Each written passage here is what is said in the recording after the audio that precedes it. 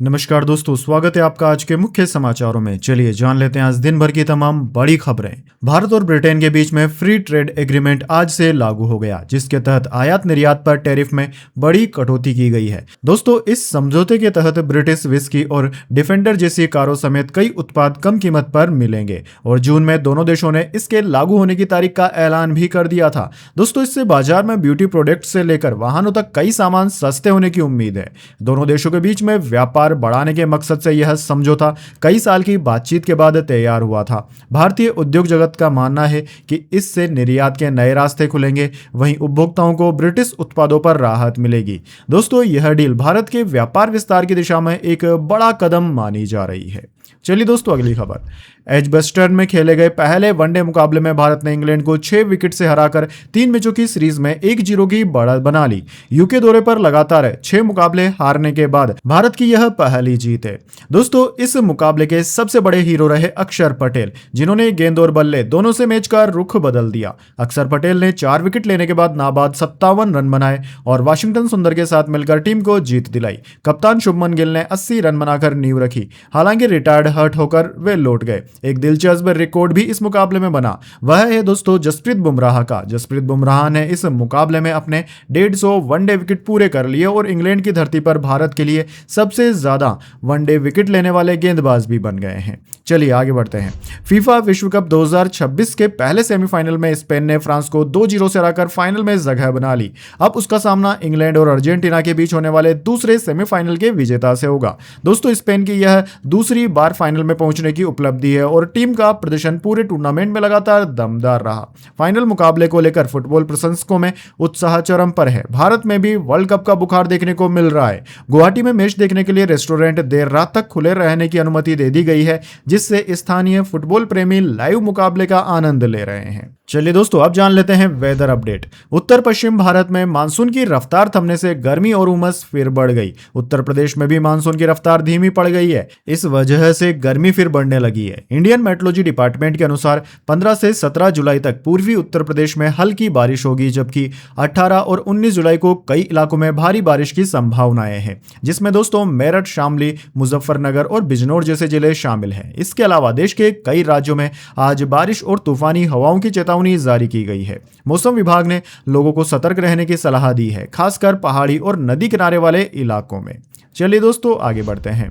America और Iran के बीच फिर से तनाव लगातार बढ़ता जा रहा है। राष्ट्रपति डोनाल्ड ट्रंप ने कहा है कि ईरान पर अमेरिकी हमले तब तक जारी रहेंगे जब तक वह खुद उन्हें रोकने का फैसला नहीं करता। वहीं दोस्तों, हॉर्मुज़ स्ट्रीट को लेकर लगाए गए प्रस्तावित टैक्स के फैसले से ट्रंप पीछे हट गए हैं, लेकिन ईरान पर दबाव बढ़ाना जारी है। अमेरिका द्वारा ईरानी शिपिंग पर फिर से प्रतिबंध लागू करने के बाद ब्रेट क्रूड $87 प्रति बैरल के ऊपर पहुंच गया है, जिसका असर वैश्विक बाजारों और शेयर बाजार पर भी देखा गया।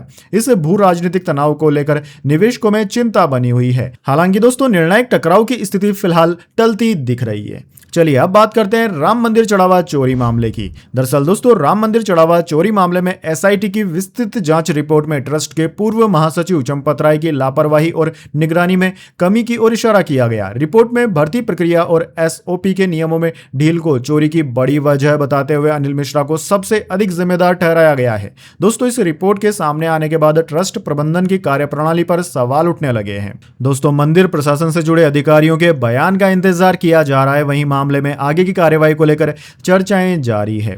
वैसे दोस्तों, आपको क्या लगता है? कमेंट करके जरूर बताइए। राम मंदिर में जिन लोगों ने चोरी करी है उन लोगों को क्या सजा मिलनी चाहिए? कमेंट बॉक्स में अपनी राय जरूर दीजिएगा। चलिए आगे बढ़ते हैं। राष्ट्रीय सुरक्षा सलाहकार अजीत डोभाल 16 जुलाई को दिल्ली में बिम्स्टेक सुरक्षा सम्मेलन की मेजबानी करेंगे।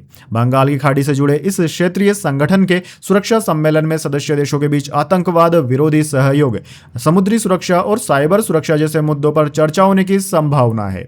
दोस्तों, यह सम्मेलन भारत की क्षेत्रीय सुरक्षा नीति और पड़ोसी देशों के साथ रणनीतिक साझेदारी मजबूत करने की दिशा में अहम माना जा रहा है। चलिए अगली खबर।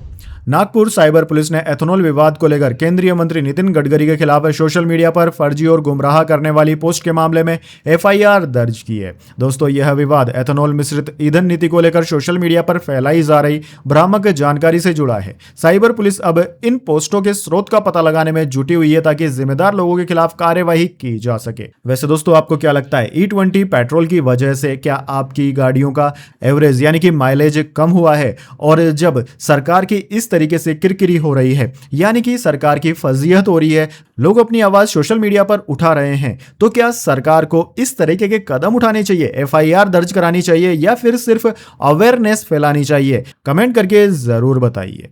चलिए दोस्तों, जान लेते हैं अगली खबर। थाईलैंड में भारतीयों के लिए वीजा फ्री एंट्री फिर हुई बहाल। दरअसल दोस्तों, मई में भारत सहित कई देशों को वीजा फ्री सूची से हटाए जाने के बाद पर्यटकों की संख्या में थाईलैंड में भारी गिरावट आ गई थी, जिससे थाई राजस्व को नुकसान पहुंचा। थाईलैंड के पर्यटक मंत्रालय ने अब भारतीय यात्रियों के लिए 30 दिनों की वीजा फ्री एंट्री को मंजूरी दे दी है। हालांकि पहले मिलने वाली 60 दिनों की छूट को घटाकर आधा कर दिया गया है और यह नियम कुल 60 देशों पर लागू होगा। यानी कि भारतीय पर्यटक अब बिना वीजा थाईलैंड में केवल 30 दिन ही रुक सकेंगे, जबकि पहले से लंबी छुट्टी की योजना बनाने वालों को अपनी यात्रा योजना में बदलाव करना पड़ सकता है।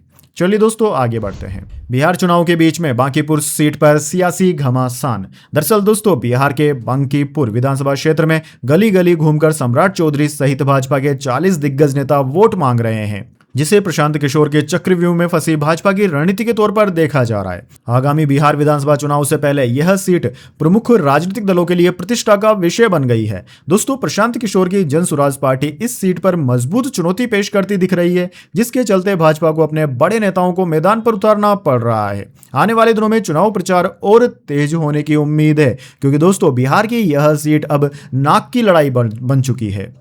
चलिए दोस्तों, आगे बढ़ते हैं। आमिर खान ने तोड़ी चुप्पी, लव जिहाद के आरोपों पर दिया जवाब।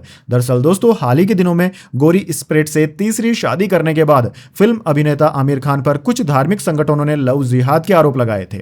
आमिर खान ने साफ किया है कि उनका परिवार बहुत खुला और सबको अपनाने वाला है। उनकी दोनों बहनों की शादी हिंदू परिवारों में हुई है। बेटी की शादी भी एक हिंदू से हुई है, जबकि उनके चचेरे भाई मंसूर की शादी एक ईसाई महिला से हुई है। उन्होंने यह भी स्पष्ट किया कि उनकी किसी भी पत्नी ने शादी के लिए धर्म परिवर्तन नहीं किया, क्योंकि ये सभी सिविल विवाह थे। इस बयान के बाद सोशल मीडिया पर बहस और तेज हो गई है। वैसे दोस्तों, आप आमिर खान को किस तरह कैसे देखते हैं, क्योंकि उन्होंने 3 शादियां की है और इस वक्त आमिर खान को जमकर ट्रोल किया जा रहा है उनकी तीसरी शादी के लिए। कमेंट बॉक्स में आपकी क्या राय है, जरूर बताएं। चलिए आगे बढ़ते हैं। सिल्वर प्राइस टुडे, चांदी खरीदने का है अच्छा मौका, क्योंकि दोस्तों आज चांदी की कीमतों में कोई बड़ा बदलाव नहीं देखा गया, जिसे बाजार के जानकार खरीदारी के लिहाज से अनुकूल दिन भी बता रहे हैं। हाल ही के हफ्तों में वैश्विक भू राजनीतिक तनाव और डॉलर की चाल के कारण चांदी की कीमतों में उतार चढ़ाव देखने को मिला है, लेकिन आज स्थिरता बनी हुई है। ज्वेलर्स और निवेशक दोनों इसे एक स्थिर मौका मान रहे हैं। दोस्तों, सटीक भाव शहर के अनुसार अलग अलग हो सकते हैं, इसलिए खरीदारी से पहले स्थानीय बुलियन मार्केट से ताजा दर जरूर जांच लीजिए। वैसे एक अनुमान की बात की जाए तो दोस्तों, इस वक्त चांदी की कीमत 2,20,000 रुपए प्रति किलोग्राम के पास चल रही है। चलिए दोस्तों, आगे बढ़ते हैं। दार्जिलिंग में उफनती नदी से 4 दोस्तों का रोमांचक रेस्क्यू। दरअसल दोस्तों, पश्चिम बंगाल के दार्जिलिंग के दुनिया इलाके में मंगलवार शाम उफनती बालासन नदी के बीच फंसे 4 युवाओं को स्थानीय लोगों ने जान जोखिम में डालकर सुरक्षित बाहर निकाला। गाड़ी आगे न बढ़ पाने पर चारों जान बचाने के लिए वाहन की छत पर चढ़ गए थे, जिसके बाद स्थानीय लोगों ने रस्सियों की मदद से एक एक करके सबको बचा लिया। रेस्क्यू के दौरान एक युवती कुछ पल के लिए तेज बहाव में बहने लगी, लेकिन उसे तुरंत सुरक्षित खींच लिया गया। दोस्तों, राहत की बात यह रही कि इस हादसे में किसी को गंभीर चोटें नहीं आई। यह वीडियो सोशल मीडिया पर तेजी से वायरल हो रहा है और लोग बचावकर्ताओं की बहादुरी की तारीफ भी कर रहे हैं। चलिए दोस्तों, आगे बढ़ते हैं। केंद्रीय कैबिनेट का बड़ा फैसला, वाराणसी को 2.19 लाख करोड़ की मिली सौगात। दरअसल दोस्तों, प्रधानमंत्री नरेंद्र मोदी की अध्यक्षता में हुई केंद्रीय कैबिनेट बैठक में देश के बुनियादी ढांचे, रेलवे, कृषि और सेमीकंडक्टर उद्योग से जुड़ी कई परियोजनाओं को मंजूरी दी गई है, जिनकी कुल लागत 2,19,353 करोड़ रुपए है। दोस्तों, वाराणसी में NH-19 और रिंग रोड के बीच 6 लेन ग्रीनफील्ड एलिवेटेड कॉरिडोर तथा वरुणा नदी किनारे एलिवेटेड कॉरिडोर को मंजूरी दी गई है। साथ ही सेमीकंडक्टर 2.0 योजना के लिए 1,27,500 करोड़ रुपए और राष्ट्रीय यूरिया निवेश नीति 2026 को भी स्वीकृति मिली है। इस नीति का मकसद घरेलू यूरिया उत्पादन बढ़ाकर आयात पर निर्भरता कम करना है और किसानों को पर्याप्त उर्वरक उपलब्ध कराना है। वहीं दोस्तों इसके साथ मोबाइल मैन्युफैक्चरिंग योजना को भी मजबूत करने का निर्णय लिया गया है। चलिए दोस्तों जान लेते हैं अब आज की अंतिम खबर शेयर बाजार से। अमेरिकी महंगाई दर में अप्रत्याशित नरमी से वैश्विक बाजारों को बढ़ावा मिला है, जिसका सीधा असर भारतीय बाजार पर भी देखने को मिला। आज सेंसेक्स 564 अंक से अधिक और निफ्टी 142 अंक से अधिक बढ़कर 24,200 के पार पहुंच गया, जिसमें वित्तीय, निजी बैंक और रसायन क्षेत्र बढ़त में रहे, जबकि दोस्तों सूचना प्रौद्योगिकी, धातु और मीडिया क्षेत्रों ने कमजोर प्रदर्शन किया। हालांकि पश्चिम एशिया में भू राजनीतिक तनाव और ब्रेड क्रूड की ऊंची कीमतों के चलते बाजार में उतार चढ़ाव की आशंका बनी हुई है। दोस्तों आज HDFC life, ICICI Lombard, union bank जैसी कई कंपनियां अपने तिमाही नतीजे भी जारी करेंगी, जिन पर निवेशकों की नजरें हैं। तो दोस्तों यह थी आज की तमाम बड़ी खबरें। अगर दोस्तों वीडियो आपको पसंद आई है, खबरें आपको पसंद आई, तो वीडियो को ज्यादा से ज्यादा लाइक और शेयर कर दीजिए। साथ ही कमेंट करके जरूर बताएं कि आप इस वीडियो को कौन से राज्य से देख रहे हैं। साथ ही इसी तरह की इंपॉर्टेंट खबरों के लिए आप हमारे यूट्यूब चैनल को सब्सक्राइब जरूर कर लीजिए। धन्यवाद।